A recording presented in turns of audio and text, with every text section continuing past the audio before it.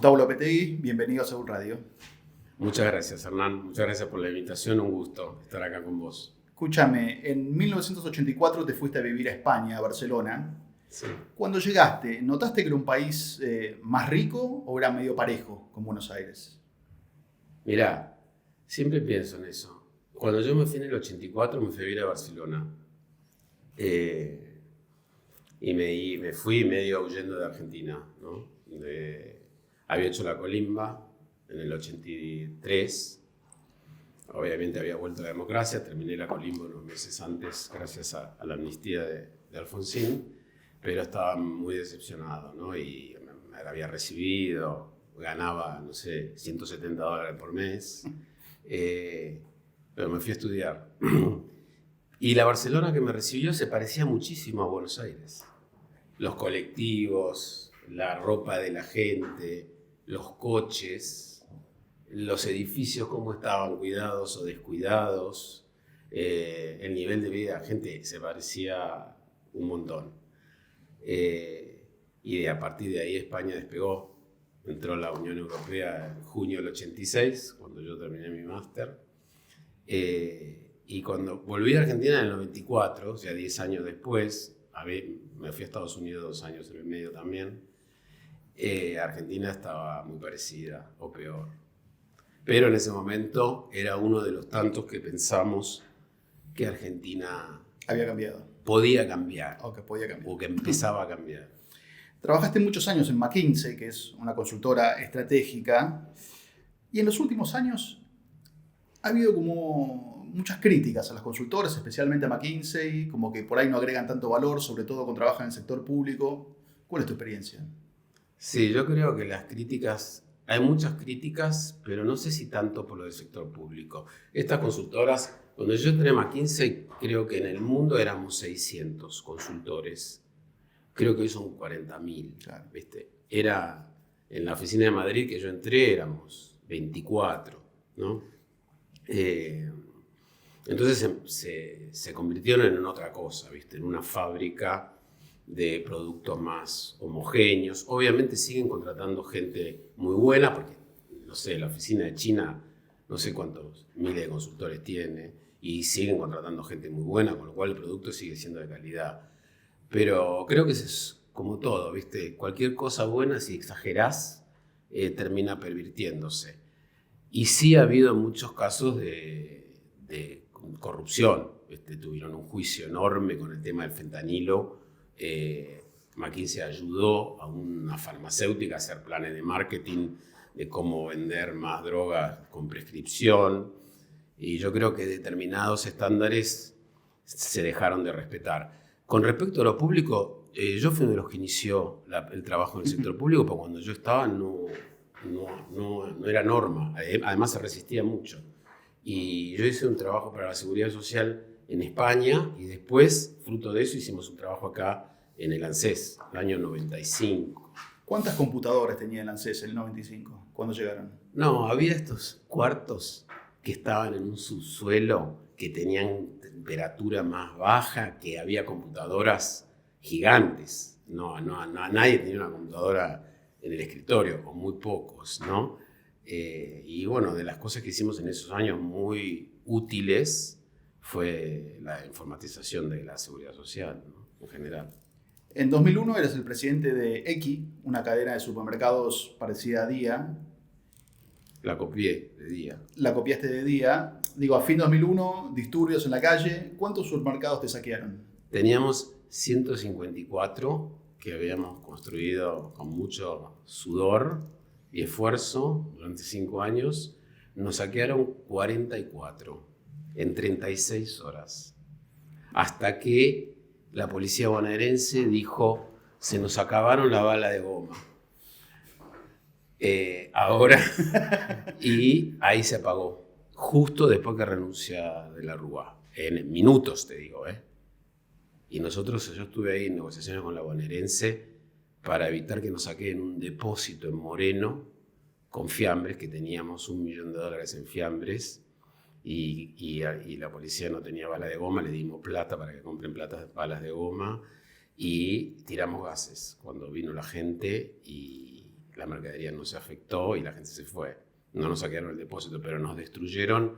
Quedaron 44 huecos. Lo que eran 44 locales, primero se llevaron la mercadería, después las cajas registradoras, después las heladeras, después las estanterías, después las baldosas, después los techos. Por suerte no hubo muertos. Los chicos le dimos la orden que se queden en un cuarto de descanso y que no hagan nada. Pero te digo, hablando ahora más de política, en ese momento, obviamente que hubo una motivación política a los saqueos, pero la gente estaba muy, muy mal. Gran lección de eso, la UH. O sea, aprendizaje de eso, la UH. En ese momento no había UH, la gente no le alcanzaba para comer. Hacíamos focus groups con las amas de casa que te ponías a llorar, ¿viste? De las cosas que escuchabas, ¿no? ¿Y tu interacción con el Estado en esos días, además de la policía, digo, intendentes, etcétera, qué percibías? ¿O qué tuvieron que hacer? No, yo hablaba con el gobierno de la provincia.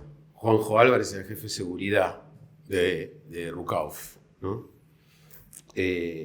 Yo todavía no me había metido en política. No, yo creo que ahí creo que es una lección para el momento, para entender también qué enfrentamos hoy, ¿no? O sea, esa red de cobertura que inició siendo el Plan Jefes y Jefas y la UH para un país como Argentina y para, te diría, muchos países de América Latina, es algo absolutamente necesario, aconsejable, muy beneficioso. Y bueno, tuvimos que pasar por eso para entenderlo, ¿no? Es curioso que este gobierno lo entendió. Muy bien lo entendió, muy inteligentemente lo entendió. Es de las pocas cosas que más que motosierra tuvieron un motor a reacción atrás y lo aplaudo con 4 manos, ¿no? Las noticias sobre el futuro de la energía y la minería en Argentina son cada vez mejores, más eufóricas. Sí.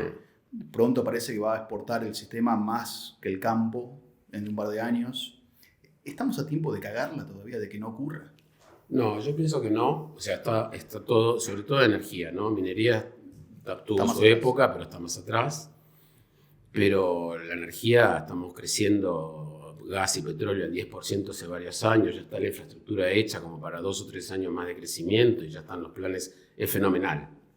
Ahora, vos sabés que a mí me parece un gran error focalizar en eso, porque eso, todo el crecimiento de Vaca Muerta hoy nos da 0,4 puntos del producto de crecimiento, que es enorme, ¿no? O sea, en lugar de crecer al 4, con Vaca Muerta podemos crecer al 4,4.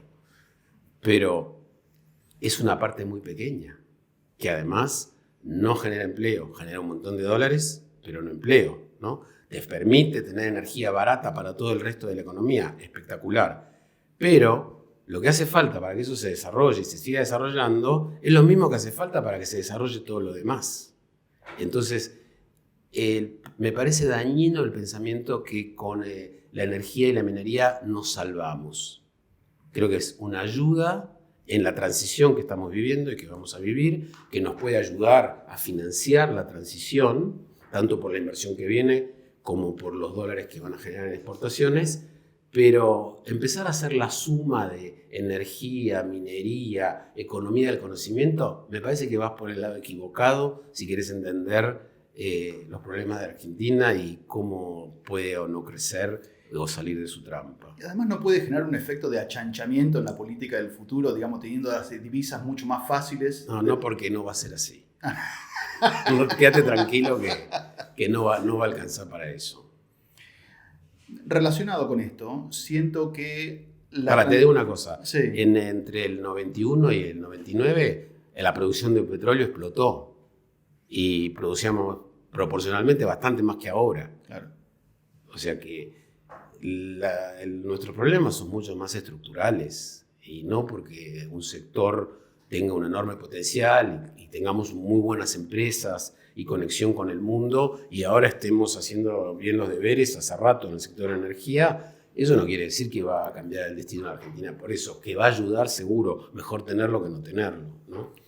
Siento que la transición energética perdió un poco de gas, ¿no? Cambios geopolíticos en la política, no sé bien por qué, o quizás porque la inteligencia artificial necesita mucha electricidad, hay como una revalorización del Yo creo. petróleo y el gas, menos renovables, incluso el nuclear, hay como una nueva renacimiento. Yo creo que se corrió el velo a un invento. No el invento de que el cambio climático es un hecho y que es un problemón, pero esas proyecciones de transición energética en 30 años que todo el mundo repetía como un loro era una pavada. Nunca iba a ocurrir, nunca iba a ocurrir, nunca ocurrió. Nunca hubo una transición energética, hubo adiciones energéticas. Nosotros seguimos usando leña como humanidad, un montón de leña. Y seguimos usando carbón y seguimos usando todas las fuentes de energía que se descubrieron. Obviamente van cambiando las proporciones, pero ninguna bajó todavía. Lo cual le vamos a añadir eólica y solar, pero esto es un proceso de muy, muy largo plazo. Con lo cual, acá tenemos una tendencia, ¿viste?, al dramatismo o al exitismo, ¿no? El petróleo se va a seguir usando durante la vida de tus hijos, tus nietos, y Vaca Muerta va a seguir sacando petróleo durante muchas décadas, ¿no? Más rápido, más lento. No hay ninguna tecnología que lo reemplace. Ahora, viste, por lo del apagón de España me llamaron un montón porque Eso te iba a preguntar. yo tenía el récord, como 50 millones de personas sin luz el Día del Padre del 19 a las 7:08 de la mañana, por motivos distintos, ¿no? Siempre lo que es igual en todos los apagones es que confluyen un montón de causas. Pero una de las causas que confluyó en esta es que la inestabilidad que le da al sistema las energías intermitentes, que eso hasta hace poco nadie hablaba, pero es una obviedad, ¿no? O sea que en realidad dejamos de hablar pavadas, ¿no?, con lo de la transición energética, o se habla menos. Entre 2003 y 2015, el tamaño del Estado, esto es un caballito tuyo favorito, pasó del 25% del PBI al 40% del PBI. Para vos siempre fue un dato fundamental de la herencia kirchnerista, como del cambio estructural que el kirchnerismo introdujo en la economía fue pasar del 25 al 40% del gasto público en la economía. Ahora está bajando. Sí, pero te digo, para mí es una obsesión, pero además viéndolo cada vez en perspectiva lo veo peor, ¿no? Porque fue una enorme oportunidad perdida. Dentro de todas las que hemos perdido, cuando todos hablamos de Perú, de Uruguay, de Chile, bueno, ellos aprovecharon los 2000 para hacer bien los deberes y nosotros, la respuesta de la clase política al 2001, al desencanto del libre mercado y de la convertibilidad, fue aumentar el gasto público por habitante, duplicar casi el gasto público por habitante, no se les ocurrió otra cosa. Y eso está muy impregnado todavía, ¿viste? ¿Vos te acordás cuando íbamos una vez al mes con Marcos al Congreso para rendir cuentas, que estábamos 10 horas escuchando lo que hablaba cada jefe de bloque, que eran como, no sé, 30, todos, incluidos los de Juntos por el Cambio, lo único que pedían era empeorar las cuentas públicas, o aumento del gasto o disminución de impuestos, todos.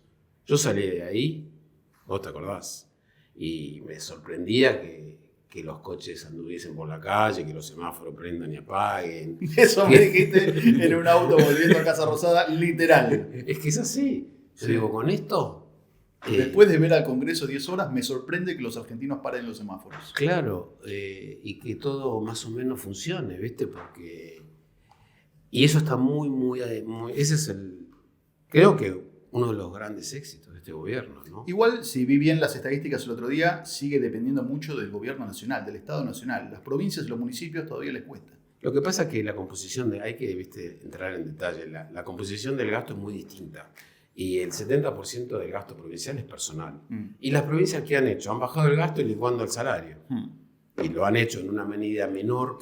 Lo han licuado igual que licuó la nación los salarios, 15%, pero el resto de gasto bajó mucho más en la nación, porque son subsidios, jubilaciones, ¿no? Obra pública. En cambio, las provincias, que son las que prestan los servicios, educación, salud, seguridad, intensivos en mano de obra, mucho más que bajar empleo o bajar salario, no hay, ¿no?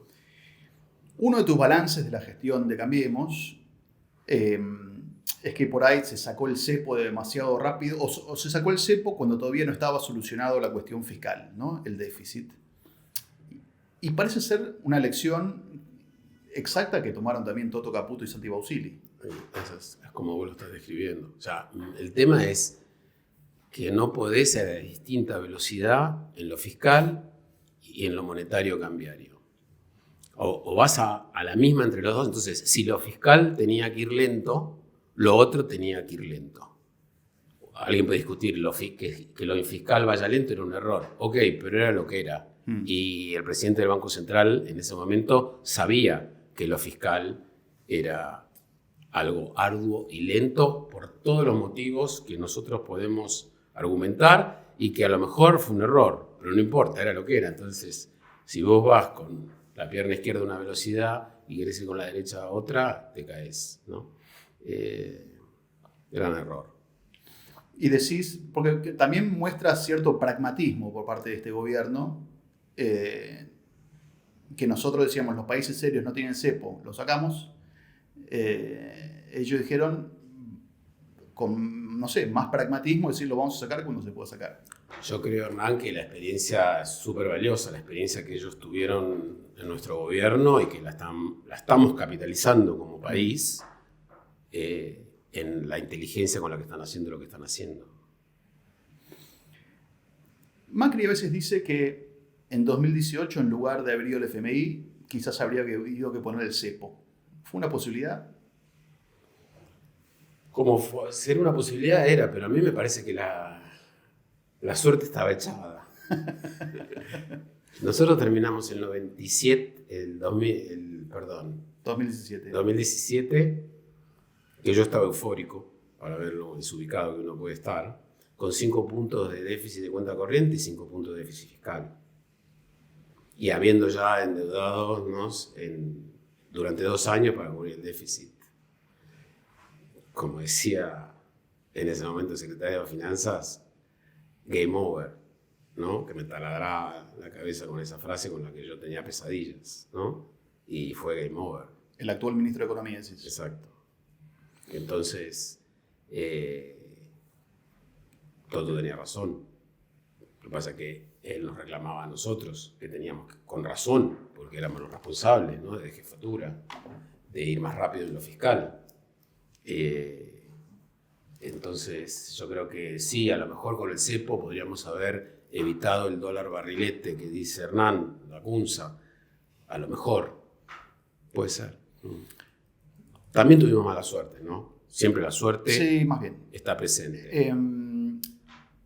¿Cómo ves al gobierno en general? Además, digo, de lo económico, yo sé que la cuestión fiscal, la cuestión esta cambiaria, todo este pragmatismo, incluso lo del aguache, ¿te parecen bien? Y el resto, la parte política del gobierno, ¿qué te sugiere? Mira, acá cada uno, ¿viste? Tiene sus preferencias, sus experiencias, su personalidad. A mí me encanta lo que está haciendo el equipo económico y el aval que le da el presidente al equipo económico, lo que estamos hablando, ¿no? Me parece soñado lo que están haciendo. Y creo que les puede ir bien, que nos puede ir bien, ¿no?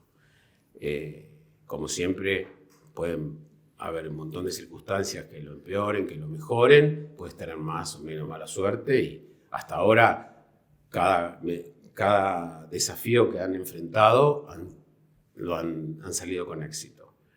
Ahora, dicho esto, no me gusta nada la intolerancia y no me gusta nada el pensamiento único, porque a mí de lo que me motiva es tratar de entender las cosas y tratar de ponerme en el lugar del otro y tratar de ver las causas profundas de las acciones y de las políticas, con lo cual esto de intolerancia a cualquier mínimo disenso de cualquier tipo no me gusta nada. Pero además de que no me guste nada a mí, me parece que no es inteligente ni políticamente efectivo, ¿no? ¿Por qué? Tenemos que hacer un poco de historia. Si hay un sentimiento que nos une a los argentinos, además de la selección de fútbol, es la frustración. Nos une por nivel socioeconómico, nos une por generacional, nos une en la historia. O sea, la Argentina es un país profundamente frustrado porque no fue lo que pensaba que iba a ser, y esto lo vemos. Yo siempre pasaba un corto cuando trataba de rebelarme contra el fracaso indefectible de Argentina, de la película Martín H. ¿Viste? Cuando Lupi en Madrid... Argentina es una trampa. Exacto, Argentina no es un país, es una trampa. Siempre te dicen que va a cambiar, que es ahora, y después siempre te cagan. Me gusta el final porque es alguien te caga, ¿entendés? Sí. Que es las dos cosas, no es una trampa, pero porque alguien nos hace algo para que caigamos en la trampa. La película es del 97. Cambalache, otro monumento al escepticismo, al nihilismo, 1934, ¿no? Y mi papá, que era el que yo más me rebelaba, cuando yo era adolescente, en 1975, cada vez que hablaba, yo lo escuchaba hablar de política y decía, Gustavo, esto está todo arreglado. Y yo me rebelaba contra esa predeterminación de que estábamos determinados para el fracaso. Entonces, ese sentimiento que nos une de frustración es muy fácil transformarse en resentimiento. Como decía Lupi, siempre te cagan, ¿no? Siempre la culpa la tiene alguien. Y como el fracaso es un fracaso económico, porque con lo demás nosotros estamos contentos con cómo somos. Sí. Nos encanta el fútbol, la amistad, la familia, el asado, nuestra cultura, el Eternauta, ¿viste? Las series argentinas, cualquier accidente que hay en el mundo, se mueren 15.000 y vamos a entrevistar a los 2 argentinos que estaban ahí mirando, pero estamos muy frustrados con lo económico. Y eso se traduce en un descreimiento absoluto del capitalismo o del libre mercado como motor del desarrollo. Vos viste las encuestas de Latino Barómetro, ¿no? Latino Barómetro es una ONG que está en Chile, que es sponsorada por el Economist, que hace 30 años que hacen la misma encuesta en todos los países de América Latina y en Estados Unidos. Eso te iba a preguntar. ¿Vos crees mucho que hay un problema de creencias profundas? No creo mucho, estoy seguro. Además, ¿Pero sentí que puede estar cambiando o no? Esperá. En la encuesta de Latino Barómetro, cuando hay una pregunta que dicen, ¿usted cree que las reglas del mercado son el único camino al desarrollo? De todos los países, el último, de 30 creo que es, Venezuela. El 29 es Argentina. Perú, tercero. Brasil, cuarto. O sea, hay una muy grande diferencia. Yo voy mucho a Perú, vos lo sabés, porque estoy casado con una peruana, hace 34 años, y no tiene nada que ver. Probablemente porque como el Estado peruano no le da nada, ni le dio nunca nada, el ciudadano sabe que se las tiene que arreglar por sí mismo porque no hay alternativa. Brasil no es el caso, pero lo mismo, las creencias sobre la política de mercado son mucho más profundas que en Argentina.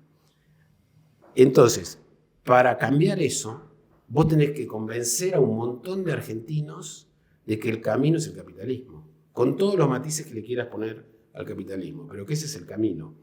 A mí eso me preocupa de esta experiencia, porque supongamos que salga mal, que siempre puede salir mal a Argentina, hay que aprender de la lección de 2001 también, que cuando se terminó la convertibilidad no quedó nada de los valores de la libertad de mercado, de la apertura económica, de la sensatez macro, o quizás no la había, quiero decir, pero no quedó nada.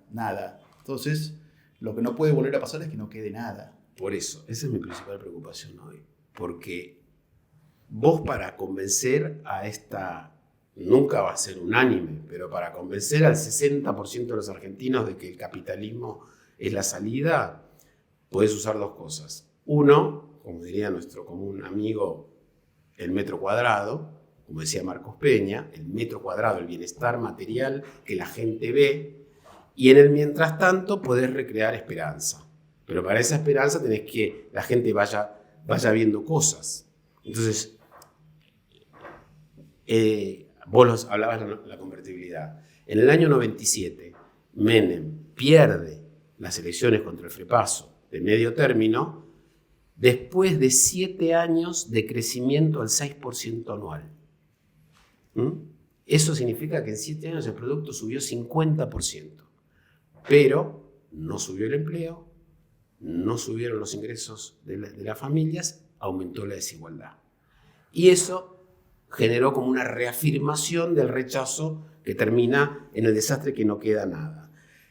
Y te voy un paso más. Suponte que al gobierno, y ojalá le vaya bien en lo económico. Y yo creo que tenemos una chance si las cosas se siguen haciendo como las están haciendo y tenemos un poquito de suerte o no tenemos mala suerte, esto puede durar. Aunque dure, no va a ser un boom, porque yo estoy releyendo a Schumpeter, me encanta la frase de destrucción creativa, ¿no? El capitalismo genera riqueza con este proceso de cosas nuevas, de mayor productividad, que reemplazan a cosas viejas de menos productividad. Pero tiene las dos partes. Entonces el crecimiento viene porque lo nuevo le gana a lo viejo que se reduce, pero le gana por poco. Y no son las mismas personas las que ganan que las que pierden, ni geográficamente, ni de nivel socioeconómico, ni individualmente. Con lo cual, ese es el gran dilema, cómo convences al conjunto de que ese camino arduo, que aunque vaya bien, es arduo. Yo medio en chiste, medio en serio, cuando estábamos en el gobierno, tenía una presentación que se llamaba Crecer al 3,5 anual sería revolucionario, para provocar un poco con la palabra revolucionario, con un número 3,5 que parece insulso, ¿no? Bueno, ese camino es arduo y fue arduo en todos los países del mundo que lograron avanzar evitando grandes crisis. Entonces la gente poco a poco veía que en el conjunto estaba mejor. En el interim, lo que te queda es que hay que tener paciencia. Entonces, ¿por qué perdió Menem? Por ansiedad, por ideología de una parte importante de la población, por frustración de una parte de la población. Entonces yo digo, vos vas a necesitar generar consensos políticos, y sociales y por ende políticos. Entonces, esta intolerancia, esta agresividad con el que piensa un poco diferente, no te digo con el kirchnerismo, pero con el que piensa un poco diferente, ¿es la mejor manera de prepararte para esos consensos? A mí, además de que no me gusta, porque me parece un error lo de no discutir y tratar de encontrar en una discusión que sea más interesante lo que escuchás que lo que vos decís, a mí no me gusta eso, pero además me parece que no es inteligente. Instituciones. Los primeros 400 años son los más difíciles. ¿Cómo te acordás? Es buenísimo eso. Esta es una frase que No, eso es un diputado británico, cuando le estaban haciendo el impeachment a Dilma, estaba en Brasil, por otro motivo. Y entonces un periodista brasileño obviamente le pregunta, ¿qué piensa de la situación política brasilera con el impeachment a Dilma?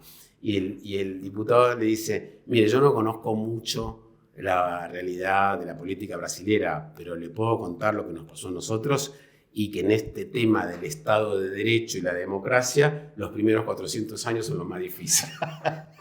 Es espectacular, porque aparte me gusta porque genera un poco le quita ansiedad a la necesidad de tener un país perfecto dentro de 5 minutos, exacto, que genera la frustración esa también. Para mí, todo lo que decís, la frustración tiene un correlato muy negativo, tanto en el sector más peronista, por decirlo, que con el antiperonista, de mucha ansiedad de cambiar todo rápido, ¿no? Y eso no va a pasar y mostrar esta paciencia me y sabés, te agrego algo más, vos decís cambiar todo rápido. ¿Sabés cuál es el problema? También que muchas veces, yo creo, ya es un tema más psicológico, que como no nos animamos a hablar de los problemas de verdad, nos ponemos a discutir cambiar cosas que no son importantes o no es necesario cambiarlas.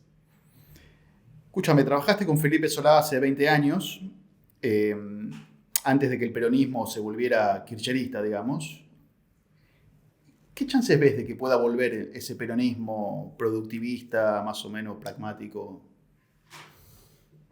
No lo sé, y yo creo que ese es el principal tema de la Argentina. Porque mientras la oposición relevante sea un anacronismo totalmente equivocado como es el kirchnerismo, es muy difícil. El riesgo país no baja de 500. Y viste, si siempre hay chances de que vos estás arreglando la casa porque hay unas humedades y pintándola para que esté mejor, y el inquilino, cada vez que viene el otro inquilino, le prende fuego a la casa, ¿cuánto vale la casa? Entonces, y la verdad que dentro del peronismo llevamos 20 años, bueno, el mismo Felipe pasó del dualdismo al kirchnerismo de manera inmediata, ¿no? Entonces se ve que claramente como los votos están ahí, sigue teniendo aceptación, público, predominancia, eso veremos. ¿Por qué los remedios en Argentina son tan caros?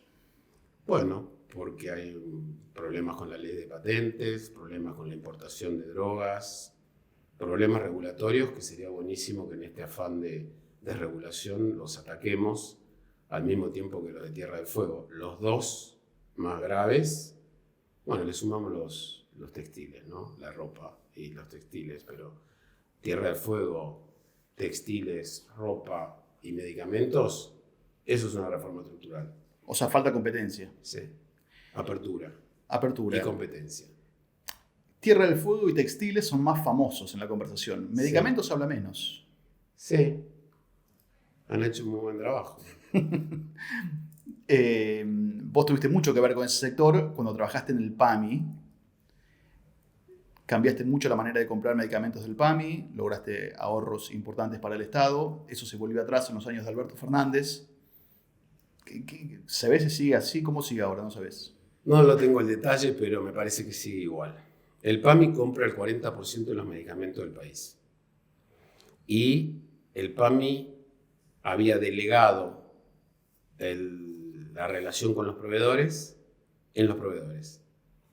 O sea, el PAMI no tenía trato directo con cada laboratorio. Para entrar al PAMI tenías que pasar por un círculo que eran 5 empresas que controlaban al ente que compra medicamentos. Cualquier institución de defensa de la competencia rompería ese cártel en pedazos, ¿no? Nosotros lo hicimos, después se volvió atrás. ¿Qué estás viendo de lo que está pasando con aerolíneas?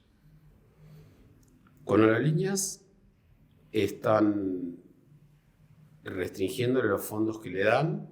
Hubo una licuación de salarios muy importante, muy bien, y están tratando de ayudar al sector a que crezca, o sea, muy bien. Lo que pasa que para que las líneas aéreas se jueguen el resto, ¿no? Invertir en Argentina lleva tiempo, pero Aerolíneas no le está costando plata al Estado hoy, y los privilegios que les daban los gremios y Aeropuertos Argentina 2000 están morigerados.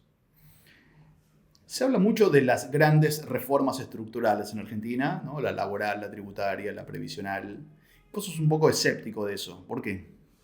Lo que pasa es que soy muy escéptico, no soy escéptico. Estoy seguro que esas son reformas pseudoestructurales, o para hablar en el lenguaje moderno, son reformas que se autoperciben estructurales, ¿no? Pero que no lo son.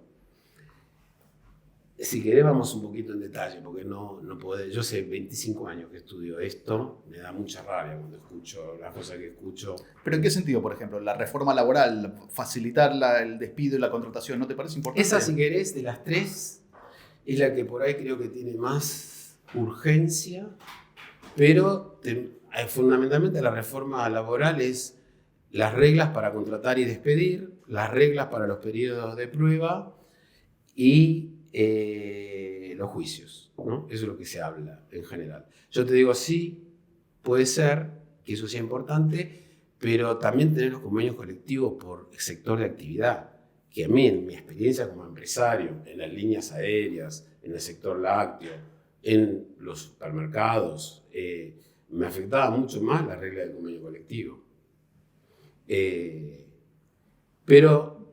Y hoy, de las tres, es la que quizás más trataría de cambiar algo, y por ahí no sé cuán impopular es. Ahora, la reforma previsional. Que la reforma previsional es un tema que vos sabés que yo he trabajado mucho.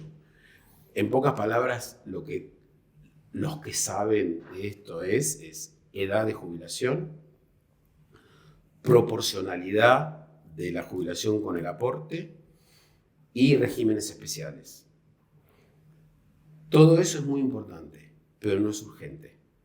Porque esos cambios, si vos haces el cambio de edad de jubilación, lo vas haciendo 5 meses por año durante 10 años y te impacta dentro de 15 años. Con lo cual, cuando nosotros dimos la batalla por la reforma previsional con las toneladas de piedras, era imprescindible porque la fórmula antigua nos iba a seguir haciendo aumentar el gasto que ya estaba como en 10 puntos del PBI.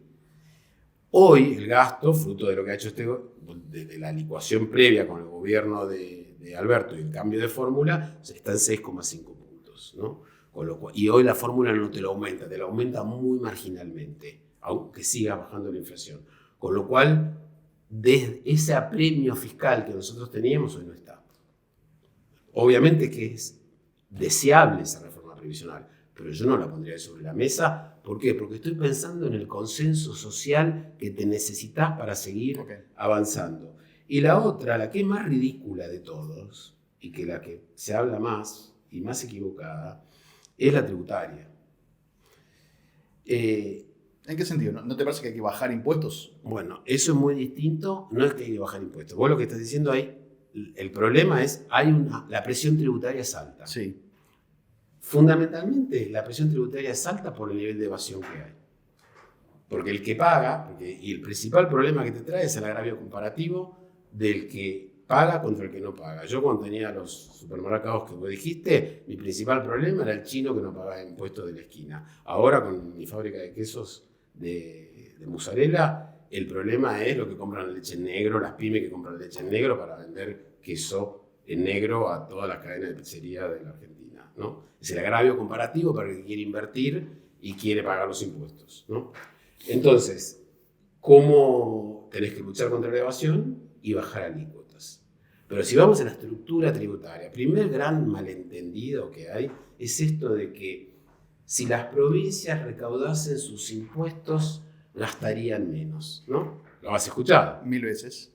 Y nunca te has puesto a pensar que si eso fuese así, tenemos 2 ejemplos que recaudan mucho más proporción de lo que gastan, que son La Nación y Cava. Bajó muchísimo el gasto antes de este gobierno. O sea, si el hecho de que vos tenés que recaudar lo que gastás hace que bajes, el gasto público federal sería casi 0. Bueno, Cava casi no recibe nada de la Copa, porque no recibe Copa, lo que recibe es un sucedáneo que es el 8% del total, el 92% con recursos propios. Y Cava tiene el gasto público por habitante más grande de la Argentina, por mucho. ¿A quién se le puede ocurrir que eso puede hacer? Otro ejemplo más, la alícuota de ingresos brutos tendría que ser muy baja, si eso fuese verdad. ¿A quién se le puede ocurrir que, primera cosa? Segundo, entonces te dicen, no, porque eso se llama desequilibrio vertical y hay que corregirlo. ¿Qué se llama desequilibrio vertical? La diferencia entre lo que gastas y lo que recaudas. La recaudación en Argentina, total, 75% de la nación, 25% de las provincias. El gasto, 50% de la nación, 50% de las provincias, con lo cual ese 25% hay que redistribuirlo. Bueno, eso pasa en todos los países. Todos. Yo tengo que traer un cuadrito de la OCDE. Todos los países de la OCDE pasa eso. ¿Por qué pasa eso? Primero, porque el gasto público, 50% el gobierno central y 50% los gobiernos subnacionales, es lógico porque la salud, la educación y la seguridad es mucho más efectiva o eficiente si se hace más cerca de la gente. Entonces, que la educación dependa de las provincias, que la policía sea provincial, es así en todos lados, con lo cual no queda otra. Y del lado de los ingresos, todos los países de la OCDE basan su sistema tributario en 3 impuestos, que se llaman los 3 pilares modernos. Modernos porque son impuestos del siglo XX versus los impuestos de antes del siglo XIX. Y esos 3 pilares modernos son IVA, que reemplazó el antiguo impuesto a las ventas, porque es mucho mejor, porque es sobre valor agregado. Ganancias, muy redistributivo, invento de las primeras décadas del siglo XX, y seguridad social. Esos tres impuestos son el 75% de la recaudación de todos los países de la OCDE. De la Argentina es el 65%. Y esos tres impuestos técnicamente no se pueden descentralizar. Entonces, todos los países tienen un mecanismo de redistribución desde el gobierno central a los gobiernos subnacionales, aunque no sea federal, aunque seas unitario. España, ¿no? Inglaterra. Esos mecanismos existen. Y el nuestro, la Copa, no está nada mal. Eso es revolucionario. Lo que pasa es que hay que entender el concepto de base tributaria. Si vos tenés países que regionalmente son desiguales, como todos, Andalucía es mucho más pobre que Cataluña, ¿no? Tenés regiones de Estados Unidos, estados que son mucho más pobres que otros, y vos como nación querés que el gasto público por habitante sea igual, tenés que tener un mecanismo redistributivo. El mejor, a mi juicio, es el de Canadá, ¿no? Que también tiene desigualdades y tienen un mecanismo de redistribución matemático como la Copa, pero además le dan un suplemento para que todas las provincias, que también se llaman provincias en el caso de Canadá, tengan el mismo presupuesto de gasto por habitante, para que tengan la misma calidad de educación, de salud y de seguridad. Entonces, que sea mejorable, seguro, los coeficientes de nuestra Copa están desactualizados, pero por ejemplo, ahora empezaron a hablar del IVA provincial. Bueno, hubo un país que trató de tener un IVA subnacional y lo tenemos muy cerquita, que es Brasil. Es un caos, porque tenés saldos a favor y en contra para cada provincia, imposible de manejar. Es un fracaso. El único que lo trató fue Brasil. Es obvio, conceptualmente, que el IVA subnacional es un fracaso. Entonces, ¿qué tenemos? ¿Bajar la alícuota del IVA? Sí. Que el 21 está dentro de las altas del mundo, bajarla al 16. ¿Cómo la bajás? Bueno, 5 años de crecimiento, lo que te da extra de recaudación de crecimiento te da para bajar la alícuota del IVA de 21 al 16. Pero no reinventemos la rueda y no tratemos de arreglar algo que relativamente a la Argentina no está mal. ¿Qué está mal? Reforma estructural de verdad, ¿no? Bueno, uno, lo que está haciendo el gobierno, tener una macroeconomía sana, previsible y sustentable. Sustentable en todas las variables, social y políticamente también, ¿no? Segunda, reforma estructural, apertura de verdad. Apertura, un país como Argentina gana infinito con la apertura económica, la industria gana, la industria de verdad gana. Ayer el primer ministro de Canadá, cuando se juntó con Trump, le dijo, Trump, como leí hoy, es un ignorante invencible, ¿no? Krugman dijo que es un invencible ignorante, ¿no? Aunque le diga lo que le diga el primer ministro de Canadá, no va a cambiar, pero dijo, cada coche canadiense que entra a Estados Unidos es 50% americano, porque la mitad es las partes. Sí. Bueno, entonces, Argentina tiene todo para ganar con la apertura. Bueno, el gobierno también está yendo en ese camino. Tercero, luchar contra la corrupción. Principal problema de lejos de Argentina es la corrupción. ¿Pero la corrupción dónde? En todos lados. Pero las cosas que tienen competencia el gobierno, no nombrar jueces corruptos para la Corte Suprema, ponele, ¿no? Nombrar buenos jueces. Vos sacaste el otro día un artículo que no está nombrando jueces. Cero. Ni bueno ni malo. Sería bueno que nombre buenos jueces o que se ponga de acuerdo políticamente para nombrar, digamos, los mejores jueces posibles, ¿no? Y cuarto, lucha contra la evasión fiscal, que es una drene para... ¿Pero cómo se lucha contra la evasión fiscal con estas alícuotas, por ejemplo? Bueno, ¿Qué son? Con mucha paciencia. ¿Dónde está? Porque las grandes empresas están bien controladas. No, pero hay, en que la FIP trabaje mejor, lo mejor que se pueda, pero y bajando alícuotas y viendo que hay un incentivo para hacerlo. Como todo, premios y castigos, ¿no? Diario de una temporada en el quinto piso es un libro de Juan Carlos Torre donde cuenta su experiencia en el gobierno de Alfonsín, trabajando en el Ministerio de Economía, y cuenta muy bien las tensiones entre lo que necesita la política y lo que necesita la economía. ¿Vos lo leíste ese libro? Me lo comí. ¿Te sentiste En identificado? 2 días. Un libro gordo. Me encantó. Me encantó y me sentí muy identificado. Es así. El tema es que si no hay consenso social, para mí lo político viene después de lo social. O sea, las creencias, lo que defienden los que están en el poder, más allá de lo que a ellos les guste o no, es lo que su votante le transmiten o él cree que le transmiten. Entonces, hay creencias muy acentuadas en contra del capitalismo, lo que hablamos al principio. Entonces,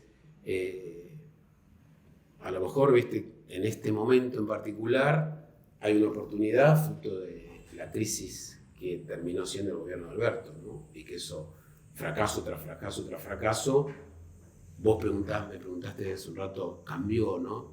Yo creo que puede ser que a algunas personas le están dando una oportunidad a algo diferente, no sé si llamarlo libre mercado, pero algo diferente que se base menos en el Estado, fruto de que por el otro camino vieron que estaban cada vez peor.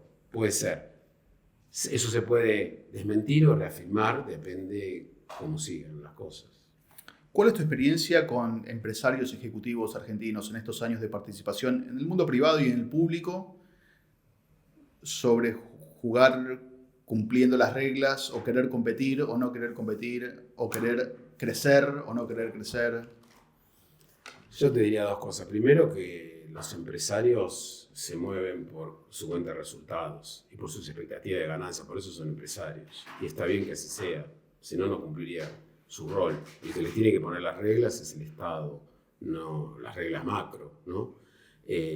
No soy muy de que ahora van a tener más compromiso porque les gusta más este gobierno, van a jugarse más o menos, depende de las perspectivas de rentabilidad que tengan y de inversión que tengan. Y la Argentina en ese sentido tiene un prontuario malo, porque hemos incumplido muchos contratos de todo tipo. Y segundo, los empresarios son argentinos, los empresarios argentinos son argentinos. Entonces padecen de las mismas tics que el resto de los argentinos. Entonces es obvio que haya escepticismo. Pero en un estado, por ejemplo, que te pide coima incluso para los trámites que son legales, ¿no? Bueno, esa es un poco la escapatoria que tienen muchos empresarios. ¿Vos qué decís?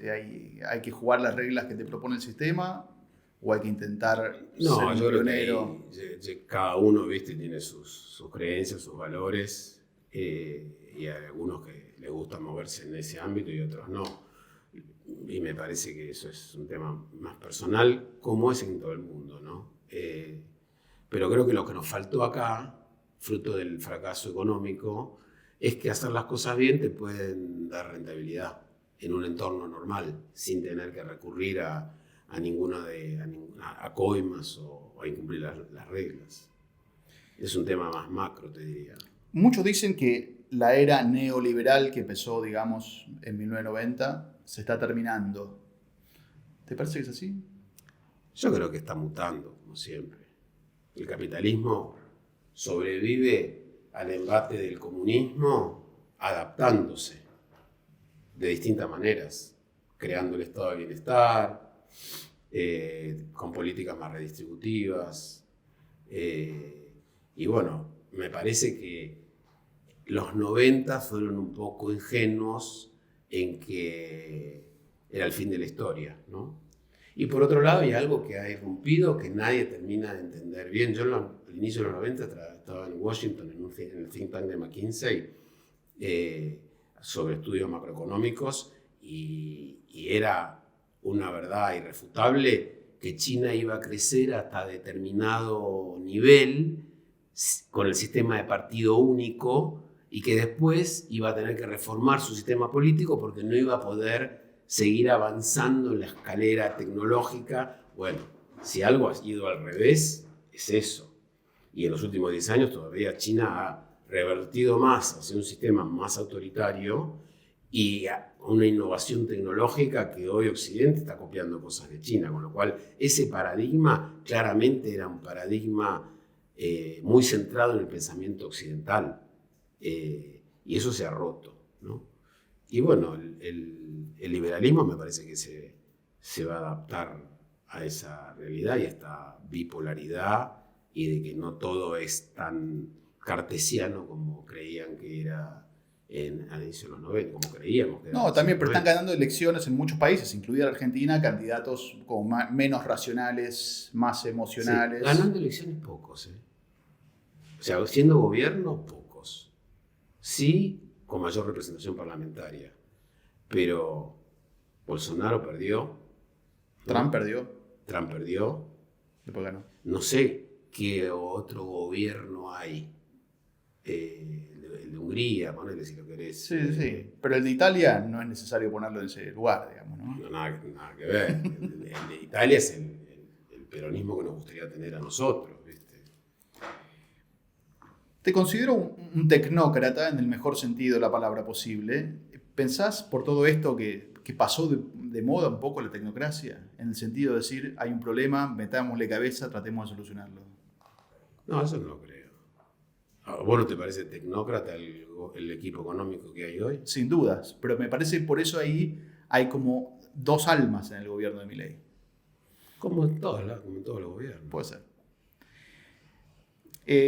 Están naciendo cada vez menos bebés en todo el mundo, en muchos países por debajo incluso del nivel de reemplazo. ¿Te preocupa? Vos sabés, vos me conocés bien, porque yo hace como 10 años que estoy con este tema, que lo más importante que está pasando en el mundo es el cambio demográfico. Es impresionante. Y ahora te voy a contar algo más que es muy interesante para tratar de darle una segunda vuelta. Pero hay que quitar el catastrofismo, ¿viste? Estas tendencias son cosas, uno, que los resultados se ven en décadas, no en años, o hasta te diría en siglos, uno. Y dos, que la humanidad se adapta también. Por ejemplo, es obvio que va a tener que aumentar la inmigración en migración. Si hay países que va disminuyendo la población y otros que sigue creciendo mucho, va a haber más inmigración. Que eso te trae un montón de problemas culturales y políticos, como vemos en Occidente, seguro. Pero no es como Elon Musk, que hay que tener 8 hijos porque se va a despoblar la tierra, ¿viste? No, eso no va a ocurrir. O sea, nos vamos de un extremo al otro. El temor por el boom demográfico, de que no va a alcanzar la comida, porque todos seguimos creciendo, ahora nos vamos al otro extremo que se va a despoblar la humanidad. No. Sí, hasta los 80 el The Population Bomb era como un gran tema de la paranoia y del catastrofismo. Pero vos, o sea que salir de ese lugar, pero que es una realidad evidente, la vemos por la calle, ¿no? Hay muchos menos bebés, hay muchas más mujeres o parejas que deciden no tener hijos o tener 1 o 2. Pero lo que me pareció más interesante de lo que leí últimamente es ver, porque tampoco todos los países están igual, ¿no? Una cosa es tener la tasa de fertilidad, que es la cantidad de hijos por mujer, que para el nivel de supervivencia, de mantenimiento es 2,2 hijos por mujer, 2 para reemplazar al padre y la madre, y 0,2 es para los que se mueren antes de tener edad de procrear, que son pocos, pero por eso es 0,2. Una cosa es tener 1,7, 1,30 como tiene Argentina, o tener 1, o tener 0,75 como tiene Corea del Sur, o menos de 1 como tiene Chile, o China. Bueno, los países, una nota hubo de una finlandesa y una surcoreana que mostraban que los países que más baja tasa de fertilidad tienen son las sociedades más conservadoras. Porque la mujer en este nuevo mundo que sale a estudiar o a trabajar, ya no quiere cumplir el rol que cumplía su mamá surcoreana o su mamá italiana o su mamá chilena. Te estoy diciendo los países que más está cayendo, porque quieren ser autónomas, quieren ser independientes y no quieren casarse con alguien como su papá o no quieren tener hijos con su compañero de trabajo que sigue añorando cómo lo criaba su mamá. Entonces hay un mismatch entre las expectativas de la mujer y del hombre y entonces hay menos parejas y muchos menos hijos porque tienen razón también las mujeres de pensarlo así. Entonces Chile ha caído mucho más que Argentina. Corea del Sur, el machismo de Corea del Sur, cuando lees de qué se trata el machismo de Corea del Sur, te das cuenta que acá somos unos liberales, blandos, ¿no? Como ejecutivo y como empresario, contrataste, supongo, muchos años a consultores económicos. ¿Qué valor agregan? O sea, ¿dicen algo muy distinto de lo que dicen en la tele? Depende quién. Hay consultores económicos muy buenos que hacen los deberes y ven los números y piensan y pueden pensar en distintos planos. Yo en LAN lo tenía a Miguel Bain, que era buenísimo porque te mezclaba planos serios de la economía, de las finanzas, de los mercados y con un ojo político. Y después tenés un montón de chantas que hacen un show y que no sirve para mucho ni en privado ni en la tele, ¿no? Pero como todo, los buenos, obvio que sirven y que dan perspectivas útiles. Pero al mismo tiempo los datos están mucho más disponibles ahora, hay mucha más información. Sí, pero te digo, eso vos me conocés, es un caballito de batalla. La falta de perspectiva que hay con los datos hace que sería mejor no tenerlos. Porque si los usás mal, había un economista, vos que te gustan los refranes, que decía, toda estadística bien torturada termina por confesar. Entonces, con los datos te puedo tratar de justificar cualquier cosa. Inteligencia artificial, ¿crees que va a cambiar mucho para bien, mucho para mal o que no cambiará tanto? No lo sé. Mi intuición es que va a cambiar. Inteligencia artificial es ponerle un nombre distinto a lo que estamos viendo de lo que antes le llamábamos programación, ¿no? Son algoritmos. Bueno, los programas de todas las cosas que usamos son algoritmos. Bueno, ahora podría haber un cambio esencial. No, y ahora con esto de la autogenerativa, sí, regenerativa, seguro que eso va a cambiar. Pero yo soy un fan de la tecnología en su sentido amplio y como mejora de la calidad. ¿Vos sabés cuál fue el invento que más horas de trabajo ahorró durante el siglo XX? El lavarropas. Muy bien. ¿Sí? Sí, muy bien, Hernán. Un economista norteamericano hizo este estudio y escribió un libro que me pareció buenísimo. 4 horas por día usaba una mujer a inicio del siglo XX lavando ropa, ¿viste? Y la humanidad se adapta y cada vez tenemos más tiempo disponible para hacer otras cosas que no sea trabajar. Pero imaginemos un mundo que sea los robots hacen todo el trabajo, ninguno de nosotros trabaja y el gobierno nos tira 3 luquitas por mes. ¿Qué tipo de vida es esa? ¿O crees que no va a pasar? Yo te pregunto, ¿vos trabajás? No me pongas, no me quemes. O sea, todos hacemos trabajos que a lo mejor hace 100 años no existían. Entonces, siempre vamos a hacer algo y que, o sea, si vos ves, vamos a los datos duros, horas trabajadas por año por persona, de hace 200 años, baja. Antes no había ni weekends, ¿viste? Me río porque mi mujer es una fan de Downton Abbey y en un capítulo la señora están hablando de weekend y ella pregunta qué es un weekend, ¿viste? Porque para ella, bueno, ella era la que no trabajaba, pero para los que trabajaban también no había weekends. Ahora, y obviamente 8 horas de trabajo de lunes a viernes, ¿por qué? Bueno, porque aumentó la productividad y tenemos mucho más bienestar material con menos horas de lo que llamamos trabajo. Escúchame, ¿te fue bien económicamente? También tenés hijos. ¿Qué tipo de conversaciones has tenido con ellos como para que, sobre el tema de la plata, como para que, no sé, que tengan una vida que vos creas que sería más disfrutable, que vaya más allá de eso? Mira, yo no he tenido muchas conversaciones sobre el tema de plata, pero ellos hacen lo que les gusta, ¿viste? Y estudian cosas que no tienen nada que ver con las cosas que yo hice, ¿no? Entonces ellos ya en ese sentido son libres, ¿no? De elegir. El desafío es... El hijo artista del padre contador, es un clásico. Y es un clásico. Mi hijo está estudiando Bellas Artes y mi hija estudia diseño. Y lo importante es que hagan lo que les guste. También hay un tema de que lo que te guste te salga relativamente bien, ¿no? Para que no te frustres. Más allá de la plata que ganes o no ganes. Pero es un dilema. Y esta cosa de cualquier laburo, cualquier ambiente en el que te pongas, te termina gustando. Es como una vieja cosa del mundo empresario. Sí, no sé, no sé. Yo creo que el dilema es dedicarte a lo que te gusta versus lo que te sale bien, que no siempre es lo mismo. ¿Y qué te puede hacer más feliz, no? Te definís como optimista, generalmente. Yo siempre, de naturaleza, soy optimista. Sí, es una cuestión de temperamento, yo también. Me bajoneó muchísimo nuestra experiencia en el gobierno. Se me fue una que no me gustó nada. Vos me viste, ¿no? Y estaba bastante oscuro yo los años siguientes. Quizás por toda la ilusión con la que habíamos llegado, ¿no?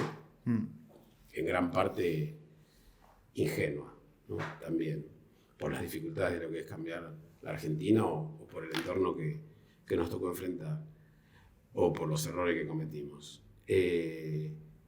Yo soy optimista con la humanidad, de lejos, no tengo dudas, ¿viste? Lo que no quiere decir que haya problemas súper complejos, pero siempre me pongo en el lugar de que le vamos a encontrar la vuelta. Gustavo Lopetegui, muchas gracias por venir. Gracias a vos, hermano.